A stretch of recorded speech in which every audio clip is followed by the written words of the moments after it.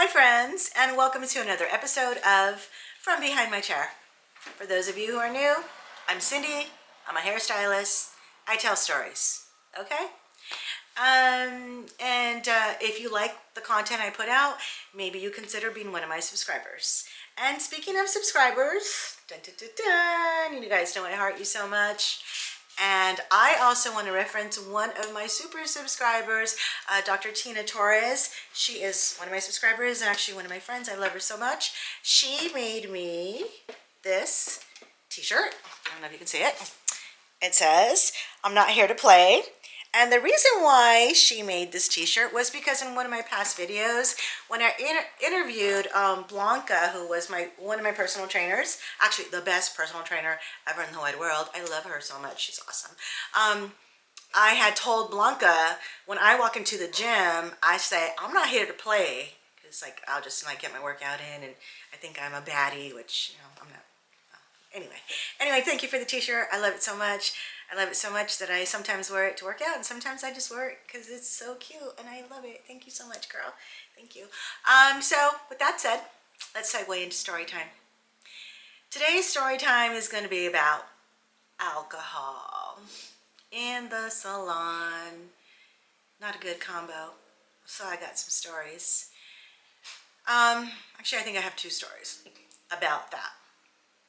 Most salons provide alcohol to their clientele, and usually it's one alcoholic beverage. Sometimes they can get away with two, but any more than that, it's a liability. So if I do get a client that is like that, I only allow my client. Well, actually, I digress. I no longer offer alcohol to my clients because of these stories that I'm going to tell you right now. But in the past, they would get, if they asked, or I'd offer them like one alcoholic beverage, one glass of wine, one beer, but they would try to get another, and they'd probably ask my assistant or somebody, and she'd sneak them another beverage and whatever. So I'm gonna start off with this story about one of my clients. He had come in and he was already drunk. He had been drinking prior to coming in to his appointment, and this guy was very loud, and he was kind of, I'd say he was a jerk. He was just he tried to be flirty, but it came off just more disrespectful and lewd, and he was just gross.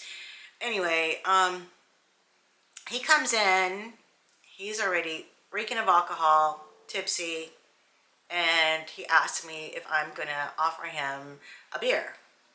And I lied and said, "Nope, we don't have any more beers, so sorry." And he said, "What about a glass of wine?" I said, "Nope, it's gone. We haven't replenished it yet because no one has gone to pick up supplies yet, so sorry, you know, not this time, but maybe next time you come in." So with that said, you know, this guy's already filling his drinks and he's leaning back in the chair and his arm comes back and he's trying to touch my legs. His arm is coming back and I see his arm coming back because his arm kind of just hit my leg as he's trying to like cop a feel of my legs, and he's drunk. And I'm like, I called out his name. I'm like, "Hello, we don't do that. We do not do that. You do that one more time and you're out of here. You are out of here." And he starts laughing like, "Ha ha ha, Syndie, oh, you're so cute when you're mad. You're so cute when you're mad." So he reaches back to touch my leg, and when he does, I grabbed his arm and I twisted it up, and I was like, "Okay, bye-bye." So I pushed him out of my chair, and that was the last I've seen of him. Thank you, Jesus. I didn't have to deal with that anymore because he was just getting worse. So then I had another client who was gross also, and he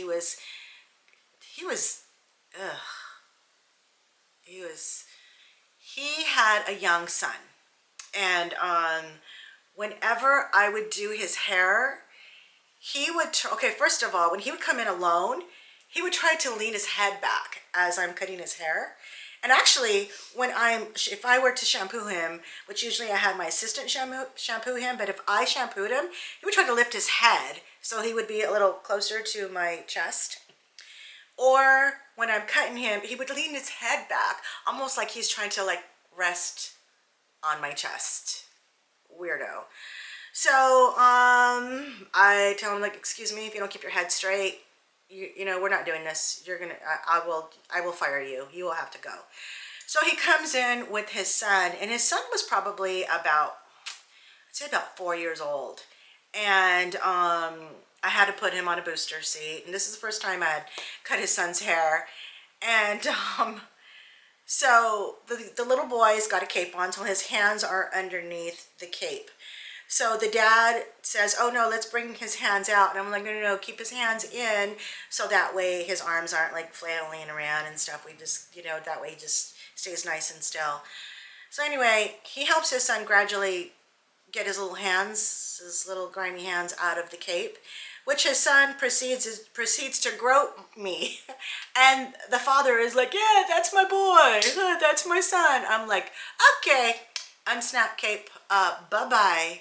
So this is another thing I had to deal with some drunko dad bringing your kid in. I'm not sure if he told him to do that, but regardless, he did it, he was gone, bye-bye.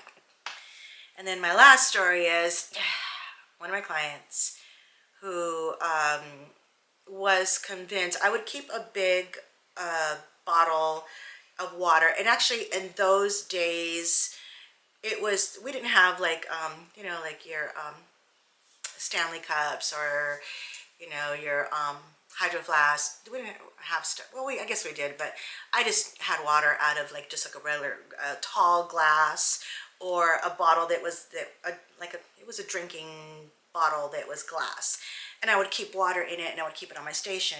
And I had a client that was convinced that it was vodka. And if it was vodka, you'd probably smell it on me, or you'd know, because you wouldn't get the best service. So this client, who I had been doing for many years, she had become a terrible alcoholic. She wanted that glass of wine. I had told my assistant she is never ever to be given a single glass of wine, because there was an incident when it was just her and I. She had a glass of wine, and when she was done with that glass of wine, she threw a fit because I wouldn't give her another one. And she was just loud and just horrible, because she wanted more, and she was, I don't know, she must have been feeling it already. I don't know. She was just a little out of control. So so what happened was, she had come in and she had brought like a 44-ounce, a big gulp. And I thought maybe it was, I didn't even know, I didn't think anything of it, but I had my water bottle back there, and she tells me, give me some of your vodka. And I told her, that's not vodka, it's water. She goes, it's vodka. So anyway, she gets up out of my station, unscrews it, and just starts chugging it. And she goes, oh, it is water. Like, yes, it is water.